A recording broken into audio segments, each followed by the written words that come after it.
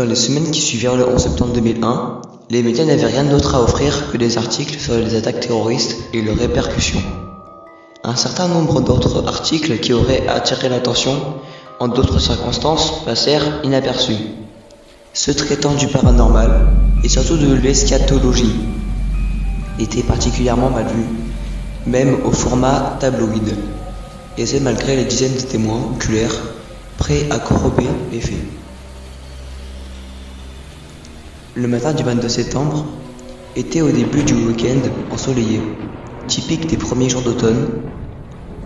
Le marché aux poissons du Fulton fourmillait de ses habitués, des chefs à la recherche de fruits de mer les plus frais, des poissonniers et d'autres représentants du monde de la pêche. Cette foule se retrouva bouche bée lorsque sur un certain étalage, une imposante lotte récemment pêchée, conservée dans la glace pour la maintenir fraîche, ouvrit sa bouche et se mit à crier. Chacun tourna la tête pour assister au spectacle. D'abord, personne ne sut quoi faire face à cette scène surréaliste.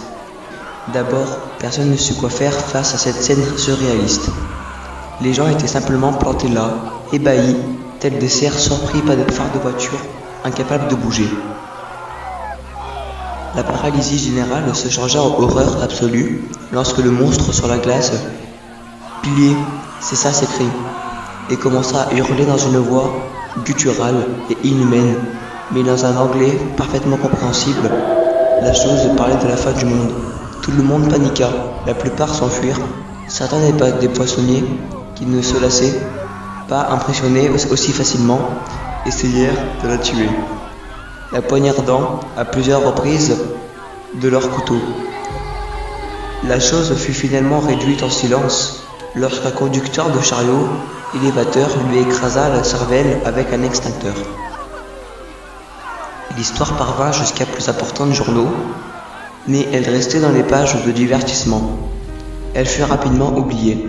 À présent, seules des recherches rigoureuses sur le Deep Web permettent d'obtenir plus d'informations. Ces recherches sont malheureusement brouillées par un cas similaire survenu 2 ans plus tard, très certainement un canular fomenté par 2 personnes à réputation douteuse. J'ai été en mesure de retrouver plusieurs témoins de l'événement. Ils admettent volontiers ce qu'ils ont vu, mais sont plus réticents à révéler que la chose a véritablement dit. Leurs témoignages sont incomplets, mais ils concordent cette chose sur la glace à parler de l'imminente fin du monde. Et elle a dit que cela serait annoncé par certains présages. Le premier présage serait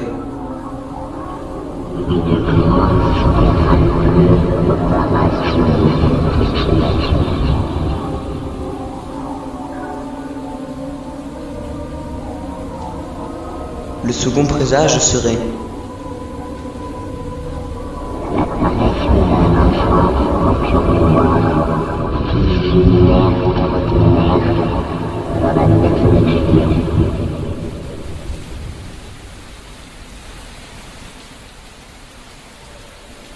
Je pense qu'il y a d'autres présages que les témoins n'ont pas souhaité révéler.